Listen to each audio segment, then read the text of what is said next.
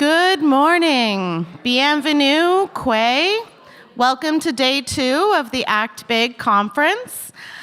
We hope that folks who were here yesterday enjoyed their experience, maybe met some new people, did some networking, added to their knowledge on the topic that they can now bring to their respective provinces and sectors and really support advocating Canada towards a basic income guarantee. We want to thank Holland College staff who have supported us to bring this event to life, with a special shout out to Pat in the sound booth. And to Gina McIsaac for all of her behind-the-scenes work. She keeps us on track in a super beautiful way. And a very warm thank you to our conference sponsor and partner in many projects, the Advisory Council on the Status of Women. And a thank you to Ezra Santana and Andrew Lewis, who are our amazing photographers capturing this conference for us. If you haven't already, please visit our Community Voices for Basic Income board out in the lobby. Our hope is to collect these stories into a resource for post-conference, and that will be used in our advocacy work. And also please view the artist exhibit that we mentioned yesterday if you haven't already. And as always, if you have any questions, you can find a staff with a rainbow lanyard or head to the registration desk at any time. Okay, so this morning we would like to invite Member of Parliament for Charlottetown, Sean Casey, to say a few words. Sean has been a big supporter of basic income and has collaborated with the PEI Working Group for a Livable Income multiple times to advance the case for big in PEI. We also want to congratulate Sean on his recent appointment of Parliamentary Secretary to the Minister of Veterans Affairs and Associate Minister of National Defence. Thank you for joining us this morning, and welcome, Sean Casey.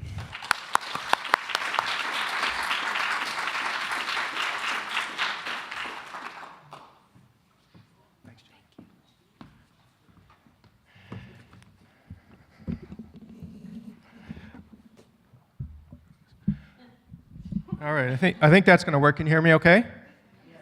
Thank you for that kind introduction, Gillian. It's a genuine pleasure for me to be here with the people that are passionate about basic income guarantee, because I'm one of you. And let me... I'd like to recognize Carla Bernard, the leader of the third party, for at least another day.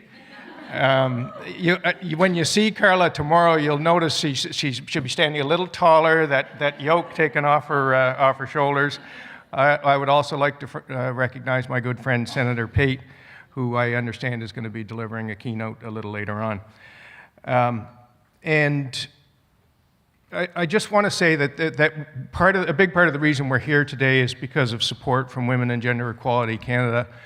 The fact that you're financially supported by Women and Gender Equality Canada is because of the excellent work that you do, the relationship that you have with the Government of Canada. The Women's Network of PEI has proven to be an excellent partner, and what's happening in this conference is yet another example of that. I also know that one of your presenters later on today is Barb Borax, who I've been working with quite a bit on the PEI demonstration project, and is someone who's absolutely indefatigable. And I'm sure you will see the same once you get to hear her later. When I look at the program that you have, and I was told that I had 5 to 7 minutes here today, so hopefully I won't overstay my welcome, but I thought, okay, I can talk about the PEI demonstration project, but you got people here way more knowledgeable than me. I can talk about the legislation that's been in front of Parliament, but the sponsor of the bill is here. So I thought the one thing that I could offer to you is my perspective on the political climate right now in Ottawa in terms of advancing this issue. So that's what I'd like to do. And I want to start with where we've come from, where we are, and where I hope that we're going to be going. So we now have a new government, we now have a new prime minister, we now have a bit of a reset in Parliament. Under Justin Trudeau, although there was significant support for a basic income guarantee within the Liberal caucus and within the Parliament, it was a bit of a non-starter with him, quite frankly. He believed that the targeted measures that were already in place in our social safety net, that was the answer. And as Barb Borax is going to tell you later on today, we all agree that poverty reduction is a priority. The PEI, the paper that was put together by The Economist showed that a demonstration project in PEI would take the poverty rate from 10 down to 2, and it costed it. Nobody has ever costed what it would take with the existing measures to achieve those results. So the position that the Government of Canada took under Justin Trudeau's leadership, I would say, is one that wasn't necessarily evidence-based. Now we have a fresh start. We have, in the Liberal caucus, we have 70 fresh-faced, keen newcomers. Across Parliament, there is 1/3 of the people there are new. We have a couple of very strong basic income advocates within the Liberal caucus who are now unshackled from the strictures of being in cabinet and having to vote along party lines. And they are Jean-Yves Duclos and Karina Gould. Karina is going to be taking a leadership role in advancing Senator Pate's bill.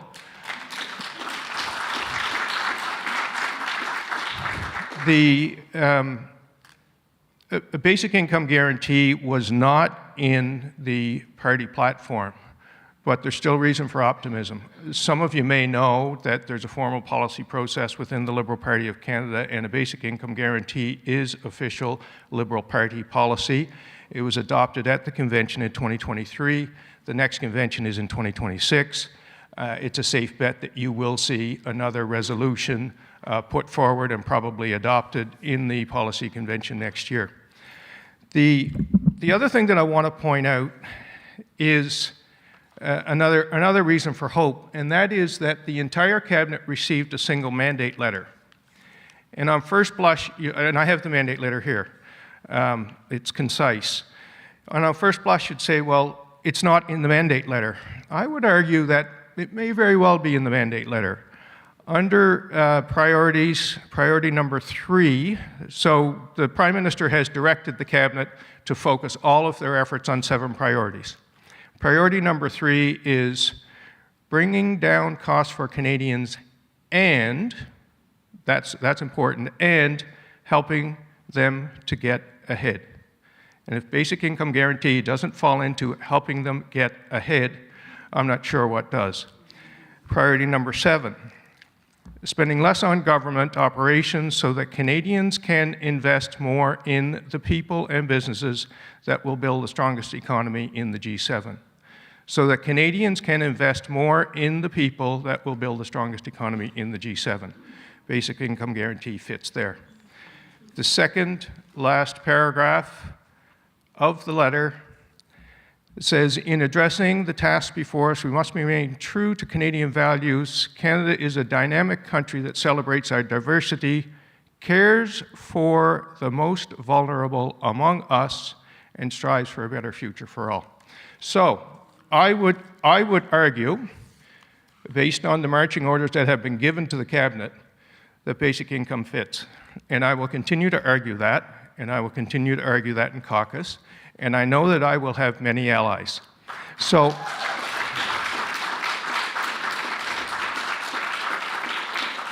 I hold out hope that the political climate is improving for the progress of a framework. I hold out hope for the successful passage of Senator Pate's bill. I hold out hope for the progress of the working group that's been stood up here in Prince Edward Island, and for the demonstration project. And you have my commitment that I will continue to do my part in bringing my colleagues along to try to make progress on the initiatives that you're discussing here this week, and I wish you every success in doing so. Thank you.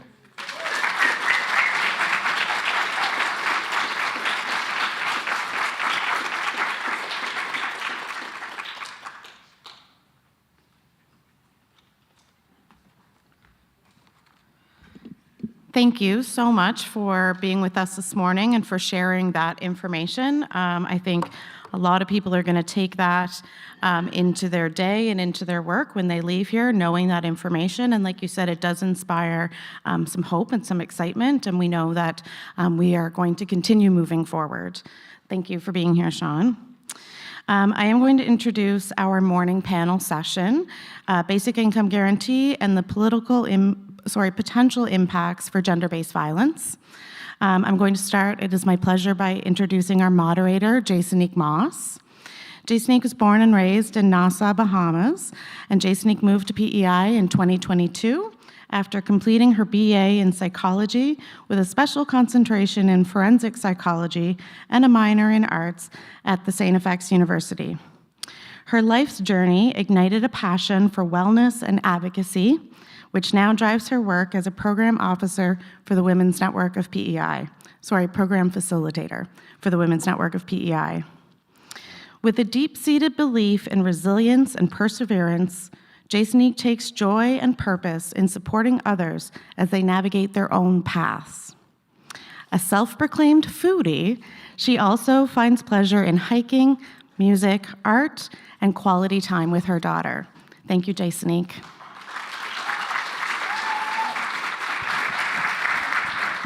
Oh, thank you, Jamie.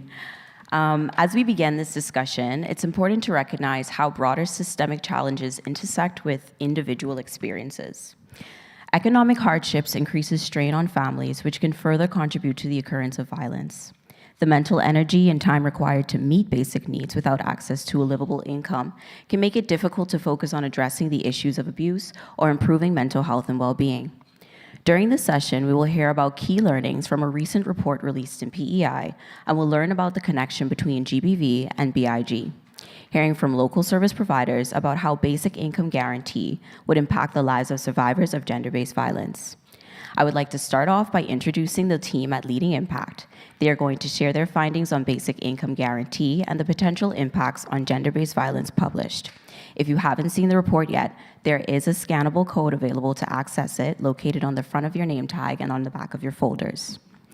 Without further ado, Lynn Ludd is a partner and consultant with Leading Impact Consulting, where she supports non-for-profit organizations and small rural municipalities in building capacity, engaging their communities meaningfully and planning for effective policy advocacy.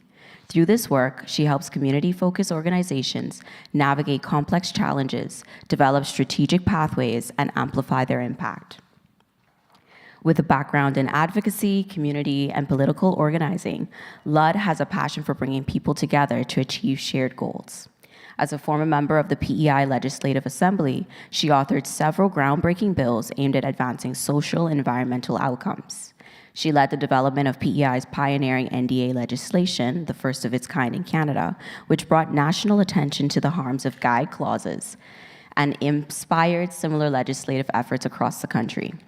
Ludd is also an active volunteer, serving on several boards and community organizations, including Gender Affirming Care PEI, the Summerside Lions Club, and Lions Housing. Trish Atlas is a partner at Leading Impact Consulting Incorporated, research coordinator with the PEI Advisory Council on the Status of Women, and a former member of the Legislative Assembly of PEI. During her time as a MLA, Trish chaired the Special Committee on Poverty in PEI, which put forward recommendations for a basic income guarantee for the province. She is a member of Coalition Canada for Basic Income, Revenue du Boss, and the PEI Working Group for a Livable Income. Please welcome them as they enter the stage.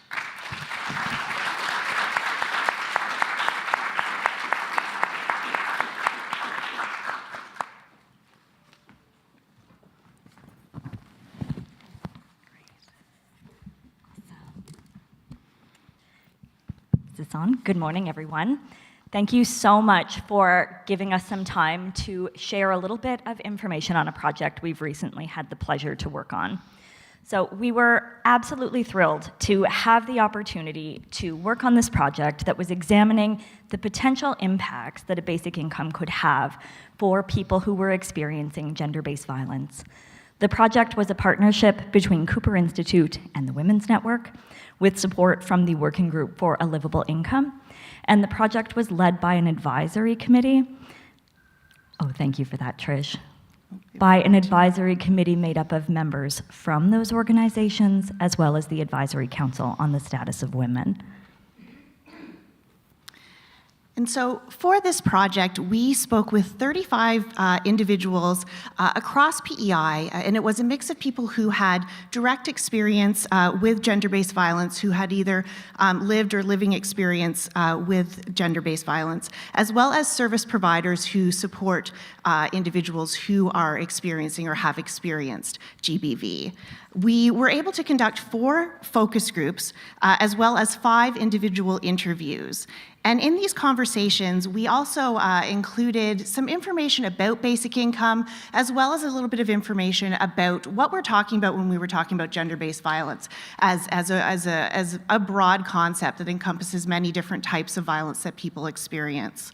One interesting way that this project was approached that was a little different from different projects I've worked on is that before the final report was released, we shared a draft copy with everybody who participated in the project.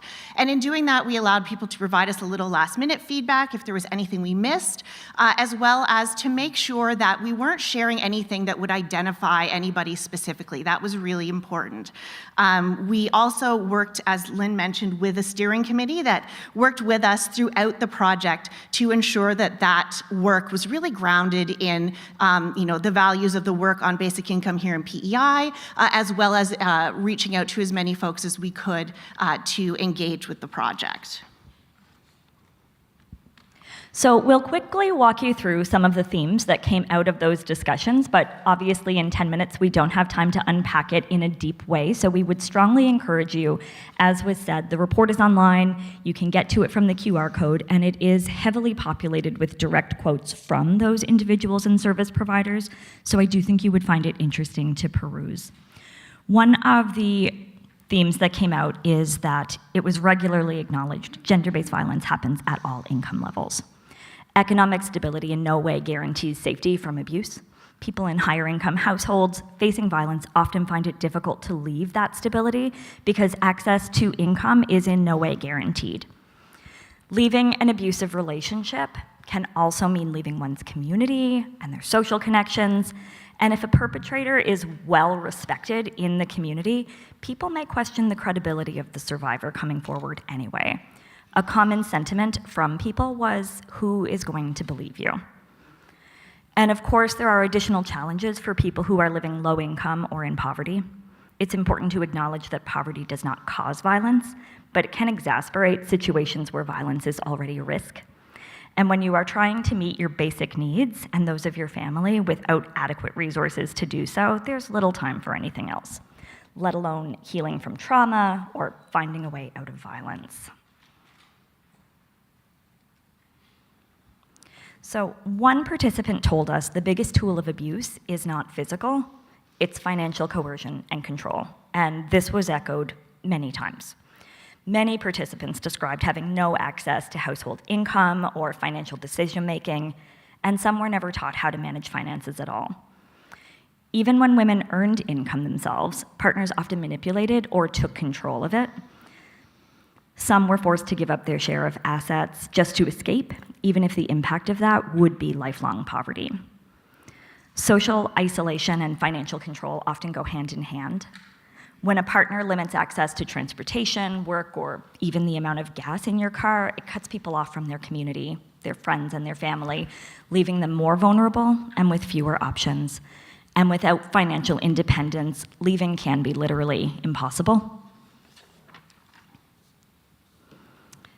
Financial ties don't end when the relationship does.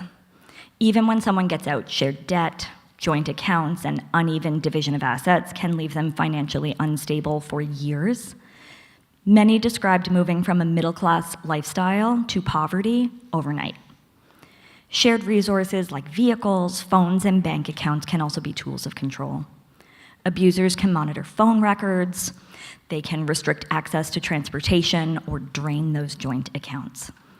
And still, some participants said they stayed because they feared their abusers would have nowhere to go, no income. Others felt guilty about taking away their partner's financial stability.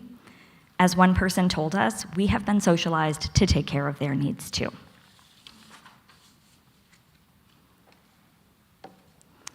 Leaving abuse when children are involved adds additional layers, both emotionally and logistically. Survivors have to weigh their safety against their children's stability, where they'll live, whether they'll be able to continue in the same school, whether there'll be food on the table. Many stay because they simply cannot afford to leave. And of course, there are intergenerational impacts of abuse. Many had grown up in homes with violence and then found themselves in similar adult relationships. Having family and friends who you can turn to when you are leaving an abusive situation can make a critical difference. And for those who had experienced abuse in their family of origin, their family may not be a safe place for them to turn to for support. So survivors leaving abuse face many barriers within the system, and people described the process as jumping through hoops, needing to repeatedly prove their situation to caseworkers, which could be re-traumatizing and discouraging. Meeting program requirements was a real challenge for many people, particularly if someone left a situation quickly and they weren't able to collect all of their personal records or their identification. Legal services are costly. Legal aid is limited, and in PEI, it doesn't cover things like division of assets, which has huge implications for years to come. Housing is another critical challenge. Shelters and traditional housing are limited. Affordable rental units are scarce, and without stable housing, many stay in unsafe situations. Of course, a basic guaranteed income would not solve the housing shortage, but it could provide more options for people. One of the themes that we heard again and again throughout these conversations was the empowerment that a basic income guarantee could bring to folks who are experiencing gender-based violence in their relationships and in their homes. It can lead to being able to make choices that otherwise simply would not be accessible to folks who just are not able to access the financial means to leave independently on their own and have that security to know that no matter what, they're going to be able to meet their basic needs and the basic needs of their children if they choose to leave an abusive situation.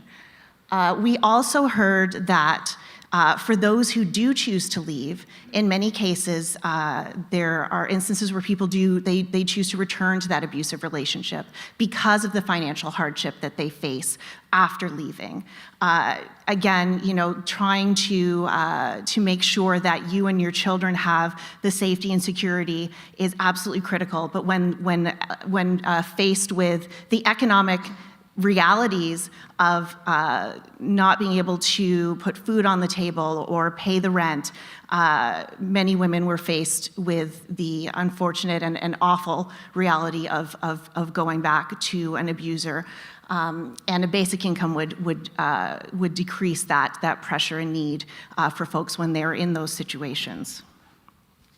We also want to just add again, Lynn had mentioned that it is not it's people of all socioeconomic status who experience gender-based violence. And we heard from many women who may be in a relationship where on paper it looks like they have a lot of money and that they are very well off. But if they are to leave the relationship, it doesn't mean they're going to have access to those resources and to that money. And our current systems make it very difficult for those women leaving those situations to be able to access social supports in many cases, because on paper it looks like they do have finances.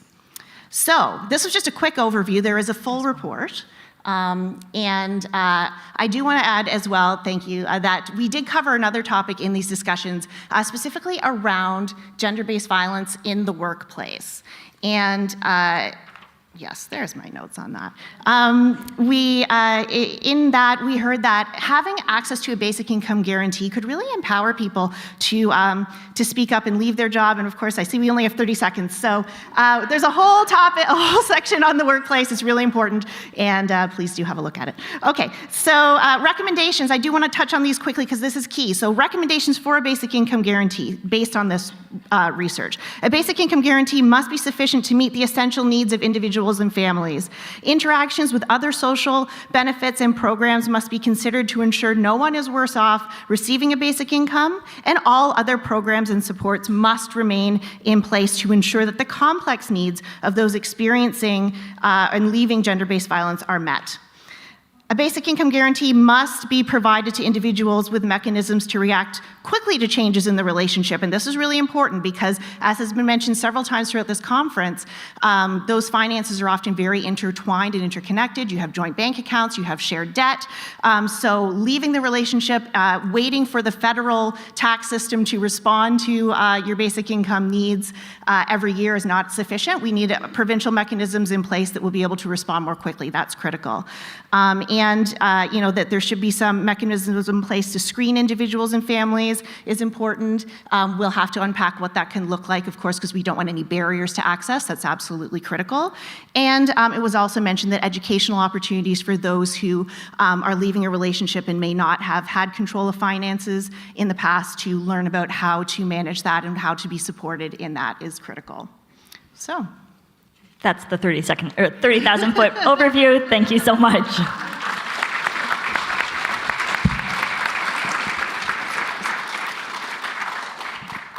Thank you both so much.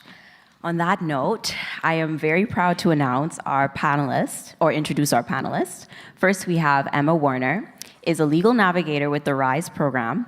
Emma works alongside people who have experienced any kind of gender-based violence while they interact with the family law or criminal justice systems. Coming from Toronto to PEI roughly 10 years ago, Emma brings a history of trauma-informed and client-centered work, advocacy, and personal experience to her position. Next up, we have Maria Gomez. She is originally from Bogota, Colombia, and relocated to Prince Edward Island in 2018. She holds a Bachelor of Arts with a major in Diversity and Social Justice Studies from the University of Prince Edward Island. Maria is deeply passionate about accessibility and diversity, which serves as a primary motivation in her professional work. Currently, she is the Gender-Based Violence Coordinator and Project Manager at BIPOC Usher. Next is Karen McCarville. She lives in Kuzmakek, PEI with her husband David and fur baby Lucy, and is a mom to 2 adult daughters. She graduated with a degree in psychology from UPEI and has worked in a supportive role with families for over 30 years. Through these years, she has been employed as an executive director for Kids West Family Resource Center and Family Service PEI. For 10 years of Karen's career, she lived in and worked in Saskatchewan as a crisis worker for Panthers Family Services as a student advisor at Carleton Trail College. She is currently employed with PEI Family Violence Prevention Services as their West Prince Outreach Coordinator.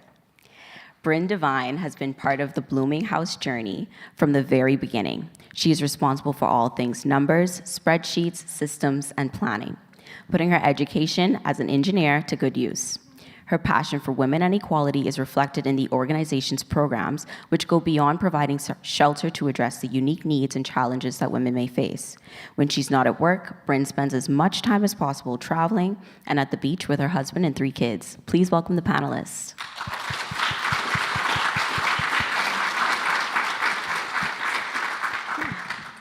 And so, the report covered a multitude of themes ranging from socioeconomic status and stigma in PEI communities, power and control in abusive relationships, shared income, resources and debt, children and intergenerational impacts, housing, income, social assistance and other support programs, autonomy and choice, gender-based violence in the workplace, and also included recommendations. But what I would like to know from you panelists is, was there anything from the report that surprised you, and if not, why?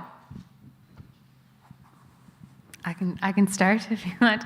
I would say the short answer, and we spoke about this amongst ourselves briefly, the short answer is no.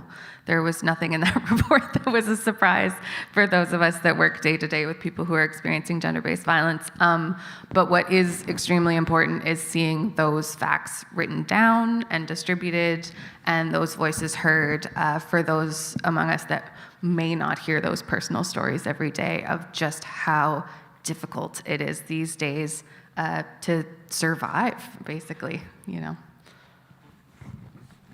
I 100% echo what you said, Emma.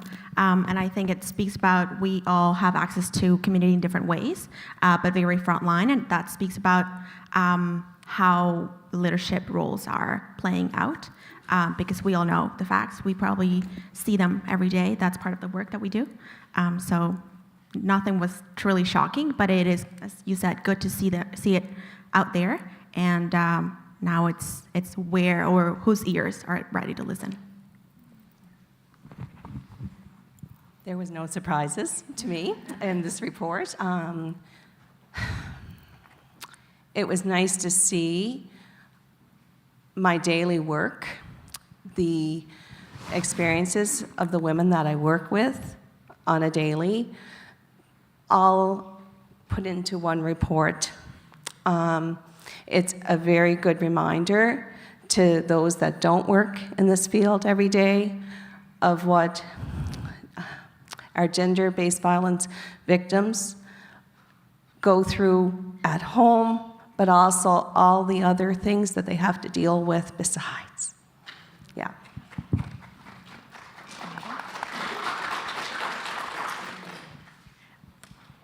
Again, I don't think, or I agree with everybody on the panel. There was nothing in the report itself that was shocking. And I mean with absolutely no disrespect, but what is shocking is that these reports still have to be written and that there has to be an acknowledgement that money is required for basic rights. I mean, that is just the simplest way to put it, is that in order to eat and have gas in your car and a roof over your head, you need money to do that. And that we have to continue to make the argument that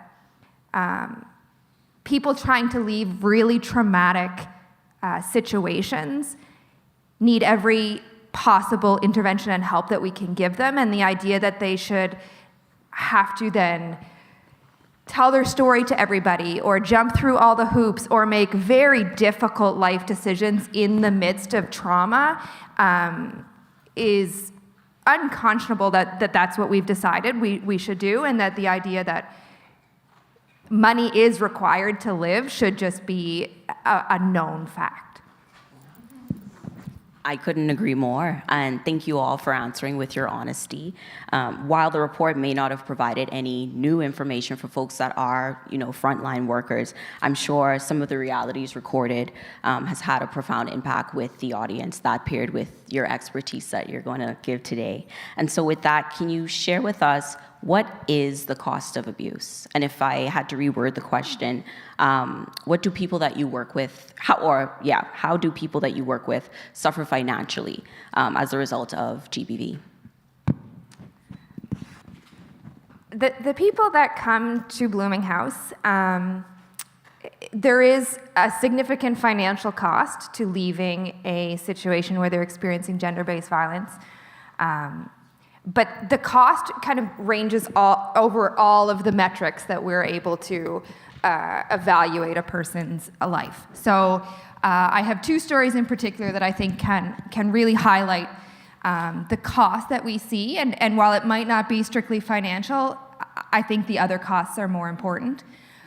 We had one woman who came to us, and when she eventually found our services, she weighed maybe 85 pounds. She was suffering from pneumonia at the time, and she had experienced some pretty significant traumas after she left an unsafe situation, and the only place that she could find to sleep at night where she felt like she would be safe was in a graveyard. So She left everything she owned, which is a fairly significant financial cost, but she also experienced additional trauma. She had physical health implications from it, and the emotional cost of that is quite high. We had another woman who came to us who ran a business with her husband, and as Lynn and Trish mentioned, often the controlling of finances is part of the violence that people experience. They ran a business together, but everything was in the husband's name. His pension was in his name. The house, the farm was in his name. And when he died, she lost it all. And so she went from what she thought was a co-business owner to staying in a homeless shelter. And again, there is significant financial cost to that, but it's all of the other costs that I think are so much more important. From an organizational perspective, we are already giving basic income guarantees to these people, but they have to come through us first. Blooming House's mission is to improve the lives of women experiencing homelessness, up to and including. I would really prefer if they didn't become homeless in the first place. We can intervene after the fact, and we do, our staff do a fabulous job of that. But to be very transparent, we are already paying for these people's basic needs. We are providing shelter with public dollars. We are providing food for these people with public dollars. All of our money comes from either provincial funding, federal funding, or the public. So we have decided as a society that we would like to take care of these people's basic needs, but for whatever reason, we've decided it has to go through an organization first. And it would be significantly less traumatizing if it went directly to the individual.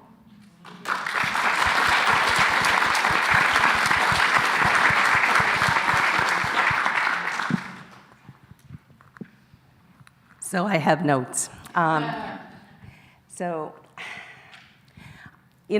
I seen this question, I'm a storyteller. I love to tell stories of my life. So I'm going to share about a lady I worked with in Saskatchewan. She was co-owner of the farm. The farm was not doing great. She lived in abuse, emotional abuse, financial abuse. The gas story, she was allowed to have a quarter tank of gas in her car. That was all they got. She got it from the gas tank on the farm. She was only ever allowed to have a quarter. So she wants to leave. The son is working on the farm and wants to take over the farm. The financial cost to her is that she decided to walk away without anything, even with me saying, get legal advice, She knew that if she walked away and she took what was rightfully hers, that the farm would probably go bankrupt and her son would not have a life going forth the way he wanted to live with his family. Those are tough decisions. So that is the cost of GBV, right? That is the reality. For many people living here, I'm rural PEI. I can go on with fishing gear stories. I can go on with, when there's children coming up, that intergenerational farm, that's a tough decision to make. And I may sit across and disagree with the decision, but I understand the decision, and it's their decision to make. What are the costs? Sorry.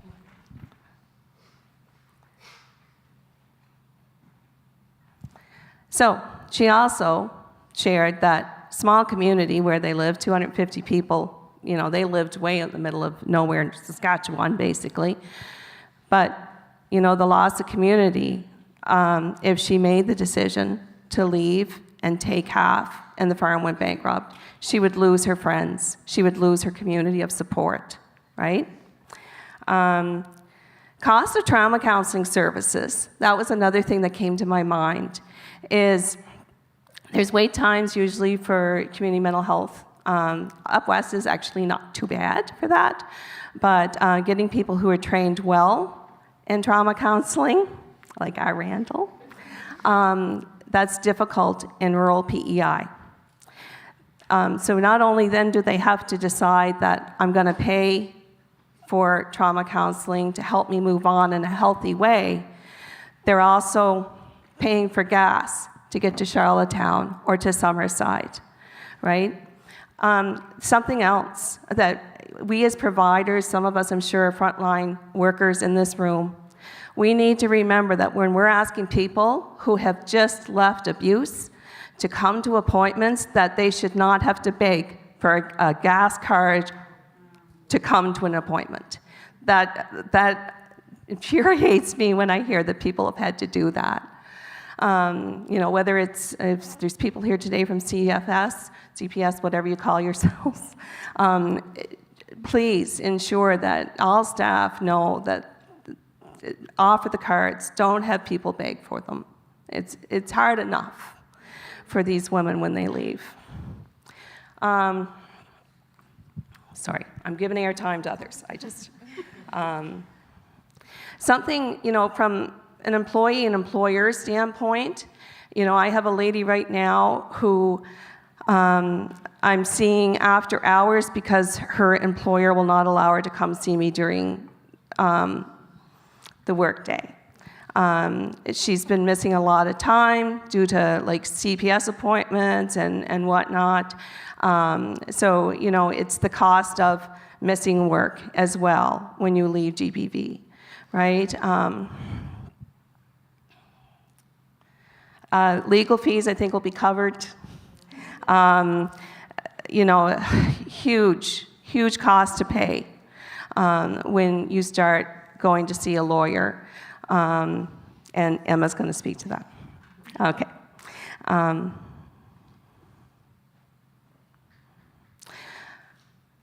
Child support. When a woman is trying in my office to decide whether she's going to leave or not, we'll do the calculator for child support. It takes, right now, I had someone in my office the other day who said it's 6 months to get the guidelines application through. Is anybody here from that office? Don't raise your hand. I'd love to talk to you after. That's a long time for a woman to wait when her ex is not giving a cent to assist with those children.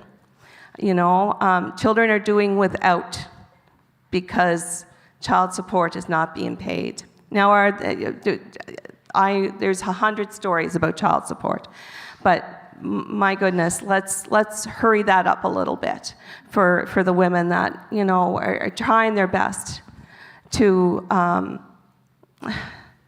overcome the adversity they've been living in. And I think that's it. I'm going to move on now.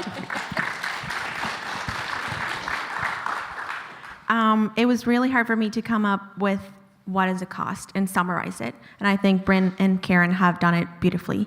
The thing that I was struggling the most with is how do I summarize that the cost of GBV is having to choose what basic necessity you want to cover, whether it's housing, whether it's food, whether it's just the basic things. So this happens to migrant workers as well. This happens in different pockets in community. We were seeing from Carly yesterday at the panel, it happens to artists, it happens to entrepreneurs, it happens for a lot of folks, having to choose whether they want to cover food, gas, whether they want to cover their housing. I have some notes as well here too. And as Bryn said, for the nonprofits, it costs so many nonprofits so much to be reactive, to be crisis line, to be crisis centered. But if the folks who reach out to us had their needs covered or their basic needs covered, it would be a lot easier and less traumatizing. So the cost is on both ends of the stick. And as Tanya said yesterday with their poem, joy should be affordable, and so should be healing.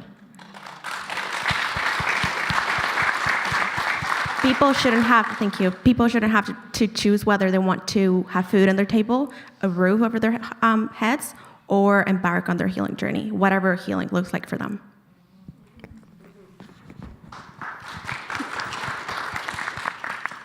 Yeah, so I think my co-panelists have done a fantastic job of highlighting just how unfair a lot of the decisions are that need to be made when someone is weighing whether or not to leave a situation where there's GBV present. One thing I would like to speak to for a moment, because I know we sort of ran out of time, is workplace sexual harassment, because that's a population that our program works with. And that is somewhere where guaranteed basic income would make a huge, huge difference. Because if you're someone who is in a situation where you have to weigh staying in a unsafe situation or keeping that roof over your head, keeping food on the table, there's already a power imbalance that exists between employer and employee. And when that is further exploited and there's violence going on or trauma going on, guaranteed basic income would give people that breathing room, right? Like, you don't have to rely on this person to ensure that your basic needs are met. You could way more easily make the decision to leave. PEI is a small place, so we do hear stories too of people who experience workplace sexual harassment in a small industry, and the fear is that speaking up is going to stigmatize them and make them unemployable because employers speak. And so if they had the space to retrain, to take a step back, to figure out what they want to do next and not worry about, again, keeping food on the table, keeping their basic needs met, it would be so massive for so many people. So I really liked how the report touched on that, and I just wanted to highlight that. I will speak to the legal piece, as Karen.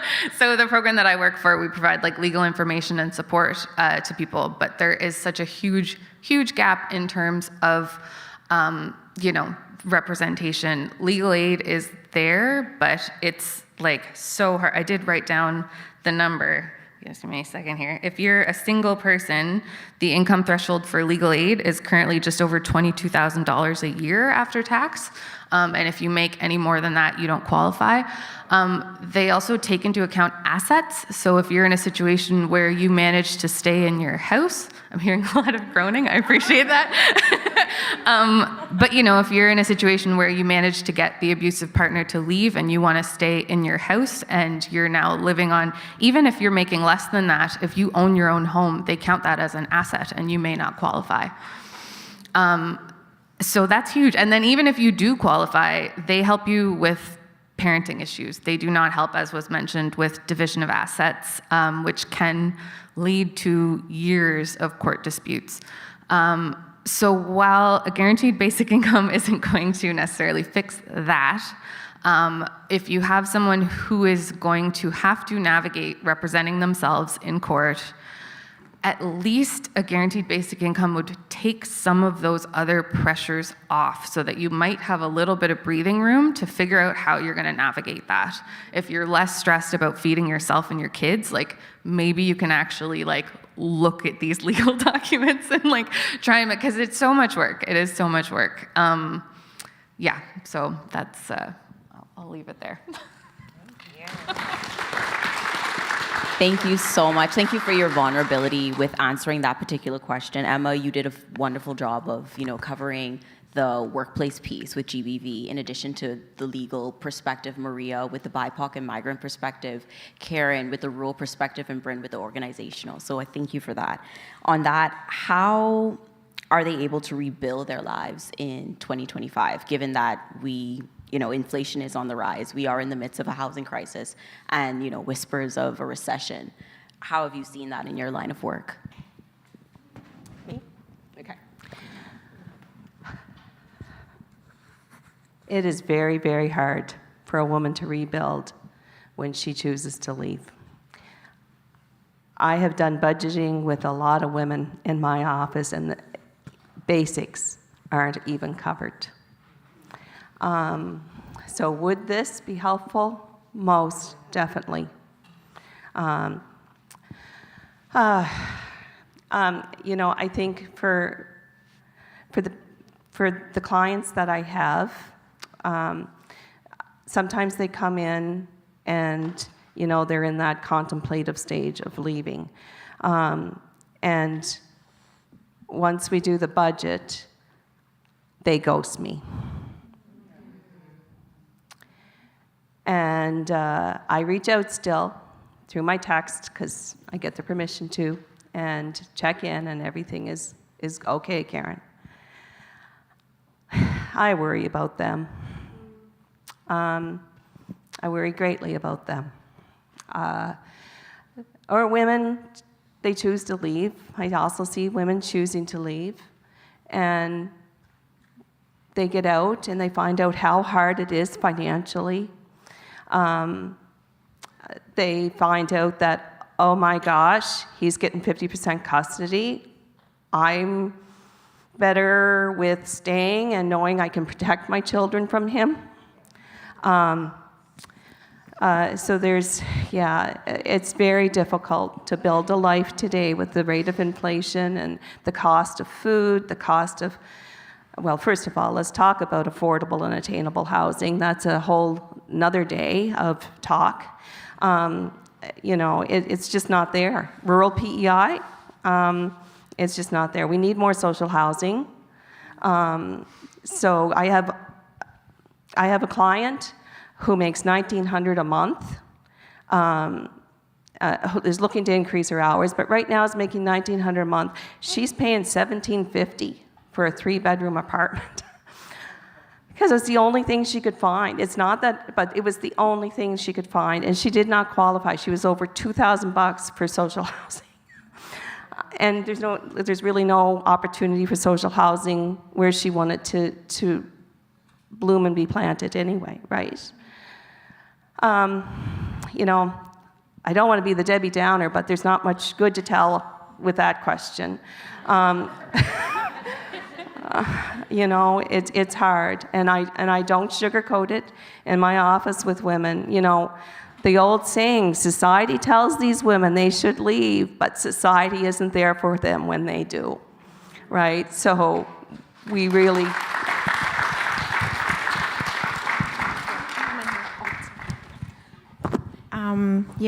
Thank you, Karen. I think that explains really well, and I think having big would be a huge benefit, although it can't be the only support for folks, and that has been said across the conference and across the board, I'm sure.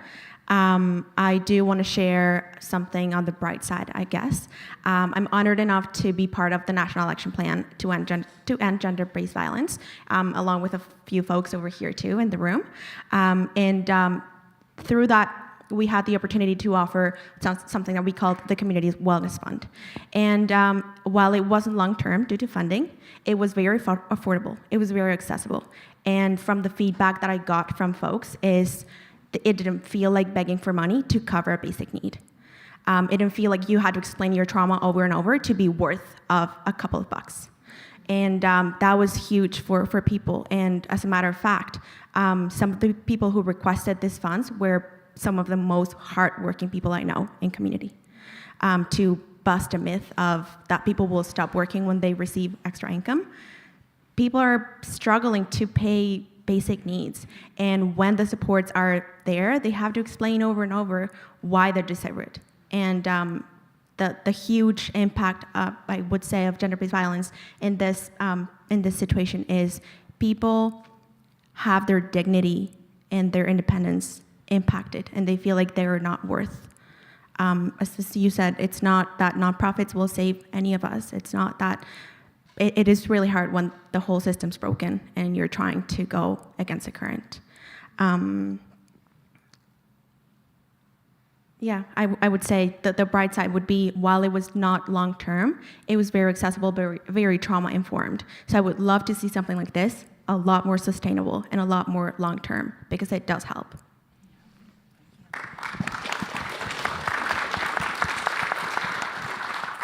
Yeah, thanks, Maria, because I think you touched on such a massively important point, which is dignity, right? And that the idea of like not having to come, quote unquote, come begging for anything, right? Like everyone deserves that kind of assistance. I don't have a whole lot to add to this question because, as my colleagues have mentioned, it's really hard. But we do see people who are managing to put their lives back together. But it is by tooth and nail and sometimes luck. And it shouldn't be that hard. You know, like people should be able to keep themselves safe, and it shouldn't be that difficult. So I will leave it.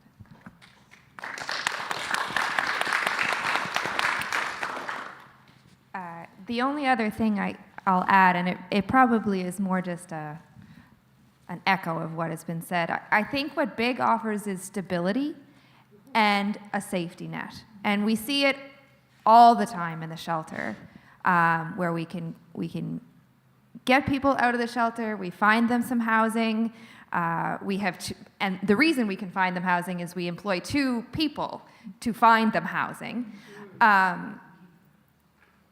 And we can get them in there and they can be going along well, and then something happens, as it does to everybody. They get sick, they miss some work, maybe one of their kids needs some help, their car breaks down. The list goes on, life happens, and all of a sudden they're back in the shelter. And the problem with that is it's fabulous that the shelter is there and we can help them again, but that cycle is really difficult for people.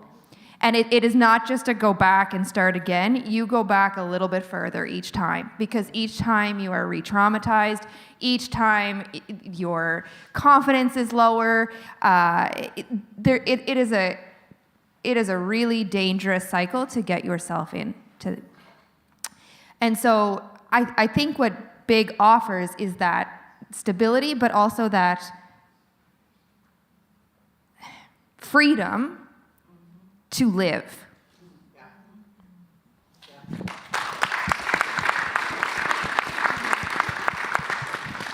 Thank you. And like as Bryn said, echoes, what you're hearing today echoes exactly what is in the report, what has been shared. And so speaking of next steps, in the report there was a segment that had recommendations that included BIG being personalized and interacting with other services, having the mechanisms to pivot, having the protocols to screen individuals, and also being paired with educational opportunities. But what I would like to know from you is, what do you hope to see happen in the next 10 years? Okay. Yeah. I'll go first.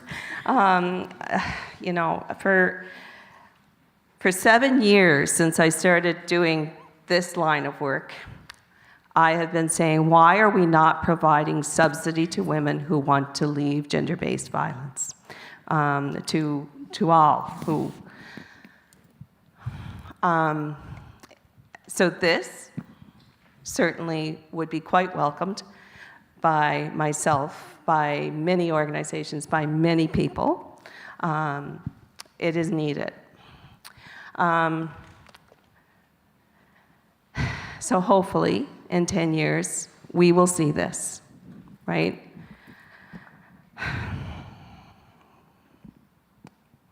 I would hope that, you know, we would see changes in systems where, you know, I just had a client who got a $1.50 raise, which put her up over, she was just at the cusp for eligibility for the rental subsidy. She lost it.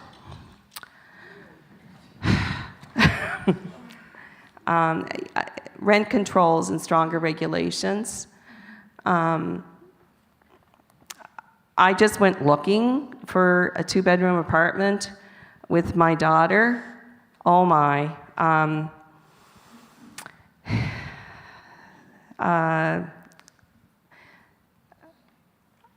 I know that you're gonna say, yeah, she's rural, PEI probably, but we need to maintain the services we have in our rural communities and in our cities. We need to maintain the services. We've had a government agency close its office in O'Leary and using it mainly as just a satellite. They're dropping in on occasion to use a computer. It was a pretty prevalent, I mean, I'm not going to go into detail, but it was a needed service in our community. And for various reasons, it was removed. We need to think long and hard when we start removing things from communities. I struggle to do this work some days because I'm lacking supports myself.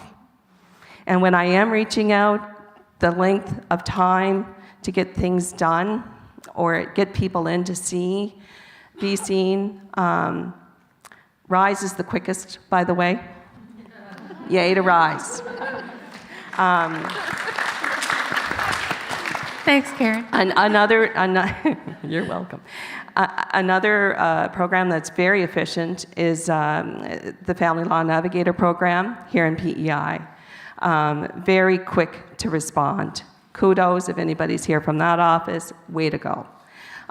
So those right now, if either of those services go away, I hate to say it, but I probably will go away too. Because I am really, it's hard. I know what it's, I almost feel like I'm in the client's shoes some days with them. Not quite, but because when you're hearing, no, that's going to take 6 months, how defeating that is as a work. I can't imagine being that person sitting next to me in the office hearing that. Okay, so let's keep the services we have. Some of them, of course, with big, may have to be looking different, and that's okay. Or some of them may go away. But I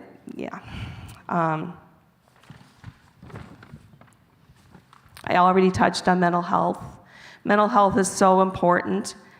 For anybody who's worked in this field, a woman's self-worth and self-esteem is diminished when they're living in abuse.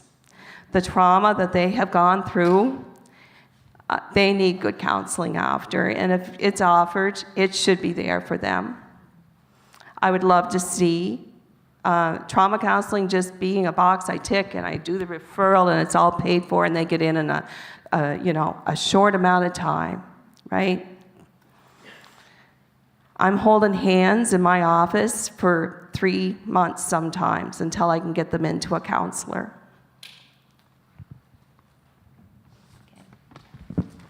I would like to echo keeping the services and the programs that are out there, because there's great programs, there's great organizations doing great things, but sometimes where people don't have their basic needs covered, it's not a priority. It's not something that crosses their mind. If you don't have food on the table, you might want to reach out for help, but it's nothing that crosses your mind. So we need to keep this supports and this wraparounds. As Bryn said, it's not helpful, it's not trauma-informed to go back to that cycle. But if we have the basic needs covered and the support wraparound services, a lot of organizations could allocate these funds to community building, community networking, a lot more proactive development as well, instead of just operating from that crisis mode. Same with families. If you have your basic needs covered, you have something else to have forefront and not just food on the table, roof over your head. I struggled with this question because we see this incredible hard scenarios, and this end up being people's lives, stories that we hear all the time. And as I said before, it seems like we're against the current with this broken system, with wait list,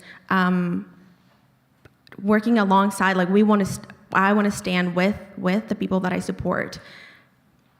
But it's hard to reach out for the tools, and sometimes there are not even the tools. I would say for programming and support and wraparounds, cultural, appropriate, inclusive services, so important. Healing looks very different for different people. Justice looks very different for different people. And if we only have one way and one pathway to go, it continues to be not enough. So I'm sure big will be huge impact, because as I said, and as we have seen, it's basic. It's covering the basics. And then we can worry about what's next.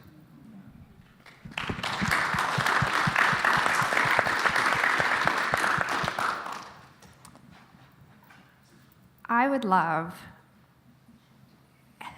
if in 10 years we don't have to keep telling people that you need money to live. That would be like really exciting for me. and that you don't need to meet some kind of criteria. Everybody is on board with a Child Canada benefit. Kids should have money.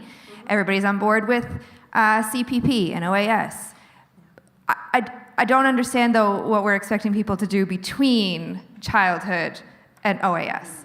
And I think that is what big is. And I would love for it to be for an individual, not tied to their marital status, not tied to their dependent status, not tied to their age.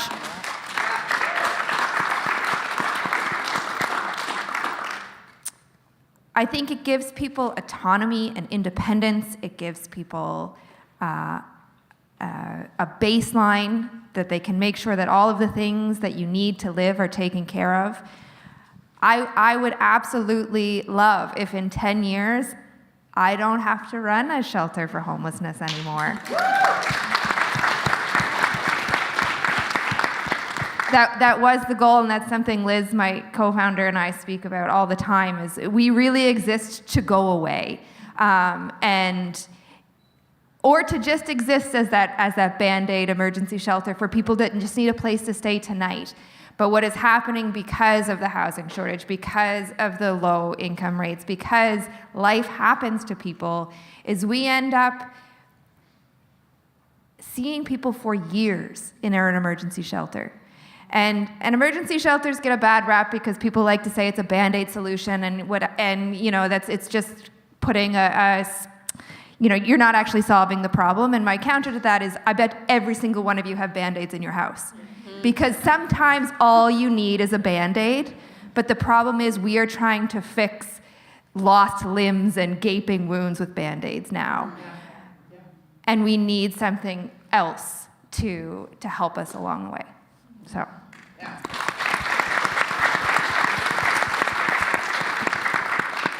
Yeah, I wholeheartedly agree with what all of you have said, and I don't have a whole lot more that I think I can add, other than, like, obviously there's a lot of care providers on the island who are working extremely hard to be that, like, stopgap, but it's like we're all kind of like patching a leaky boat, kind of, you know, and we're all stretched and we're all doing our best to hold people up and to make sure people don't, you know, fall underwater.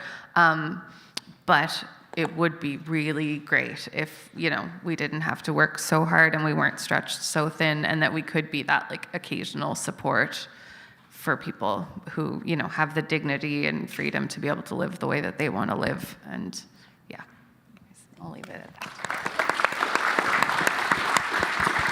Thank you all so much for sharing your visions. While big is such a good thing, if we're talking about the future, that would also include having the necessary infrastructure in place. And Ashley Clark did a phenomenal job of going into detail about this. And so I think we have like 5 minutes left, and so I have one last question for you all, rapid fire. Is basic income something that is discussed often by your clientele or organization? And if not, what is one thing that you think would initiate that? I can start this one. We do talk about it quite a bit because my coworkers happen to also be big advocates of it and have been for some time. And then, you know, we also hear just from clients all the time, or maybe that's not what they're identifying specifically, but just that, like, the long wait times to get any kind of support, the uncertainty of whether support is going to be there. Like, Karen, I know, and sorry if I'm stealing your talking point, but we mentioned it earlier, you hear a lot from people going like, if I just won the lottery, you know, like, and like, if I just had that. So I think even if they're not saying, I wish there was a basic income guarantee, they're planting these seeds where, like, it was so needed, and like, people know that, I think. Yeah. I would say it is a concept that we talk about within the organization, but also with our community members. We see things, or we see folks who are tied, their status is tied to their employer, or their partner who is harmful, right? We see folks with different scenarios, as we said, and different stories, and is that if I only had gas to go, if I only could make sure that my kids will be safe, if I only knew that I would be safe leaving this employer. If I didn't have to pick between my employment stability and my employment safety, between that and my safety as a person. So that's definitely something that we talk about, and I don't think it needs to be sparked, because it is already something that people are looking forward. It's something that people are struggling all across, but we're all struggling in different ways.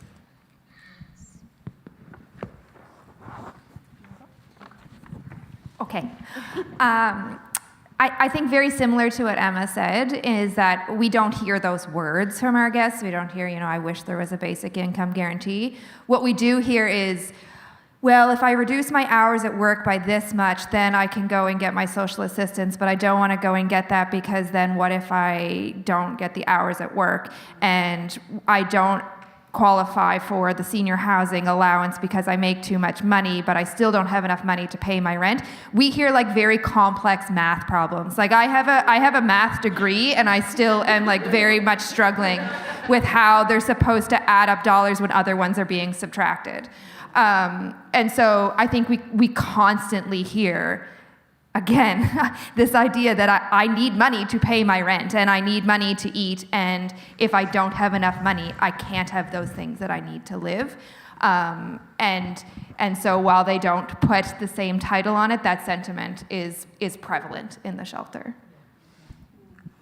I hear that math all the time in my office. Yeah, I can relate. I know Nikki Gallant is here today from Lennox Island Shelter, or from the health center. I'm sure she can relate too. The lack of income and financial burden of being a single person in today's world is discussed quite often in my office. It's probably every time someone comes in my office. I don't have the money to leave. I don't have any savings. I don't have any credit, right? The educational piece around finances for women is something we really need to focus on.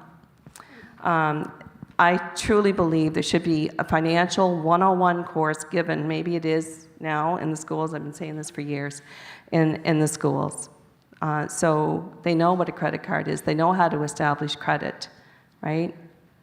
You're surprised the amount of 30-year-olds that come in my office that don't have credit, right? I just wrote some random thoughts about this question. So I said, women stay in abuse out of fear of poverty, which is likely to be their future picture without taking care of their basic needs, right? Fear of child support not being paid. Fear of high rent and being homeless. Fear of no legal support. RISE is great. It gives us 4 hours. It lets them know and get knowledgeable about their rights. But above and beyond that, none of the people I see in my office have disposable income for a lawyer. Fear of waiting for supports. Fear of not being sure if they will be able to get help from systems like social assistance or employment insurance. If you already have really bad anxiety and you're waiting to hear back from these systems, oh my. Fear of abuse carrying on after she leaves. It doesn't stop, right? Especially if it's an emotional abuse case and the powers that be don't see a need for an EPO, it will continue. There are things we can do. The Family Wizard app, if you have children, is a wonderful thing. Look it up if you don't know what it is for your clients. So that can kind of contain conversations to just about the children on this app.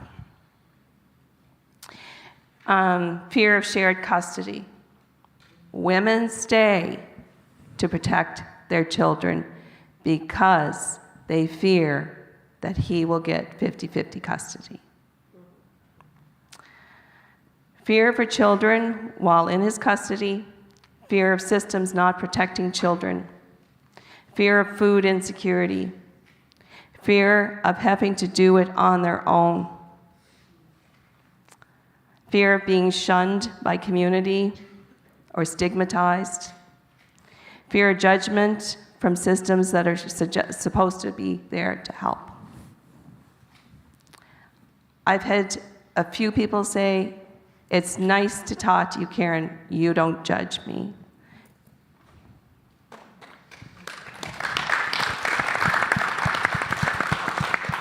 Treating people with dignity and respect.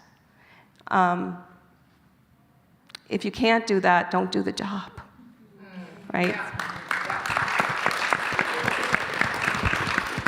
I think I can speak on behalf of the audience. Just thank you so much all for just coming on stage and sharing your insights, sharing your visions, sharing your true feelings about how basic income would affect community. And with that, thank you to the audience for listening to this panel. Thank you.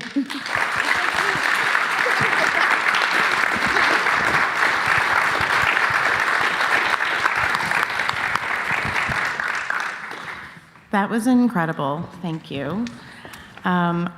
Such a difficult topic and discussion, and so essential to have. And so, as Jay Sneak mentioned, thank you to all of the panelists and to Leading Impact for starting our day in this way. And I did mention yesterday, and I do apologize for not adding it to my opening remarks this morning, we do have peer support available through the conference. And so this is a very difficult discussion and difficult in all different realms. And so if you would like someone to chat with, immediately after this, at any point during the day today, please find myself in a rainbow lanyard, another staff, or the registration desk, and we are happy to sit down and chat and have a conversation with you. We mentioned the report being available through the QR code on your lanyard and in your folder. We also do have a few print copies available, so if you would like to pick one up, I do encourage you to do that. They are on the swag side of the registration table, so please help yourself. And Senator Kim Pate, who will be closing our conference today, also brought a sheet that's available for anyone who would like it, which is around kind of busting the myths that are attached to BIG. So those are available in the lobby as well. And so we will start our break now. As with yesterday, there's refreshments in the lobby, and your concurrent sessions will start at 11 a.m. because we are still in the morning. And lunch will be at 12:15 in the cafeteria. So I hope you have a great rest of your morning.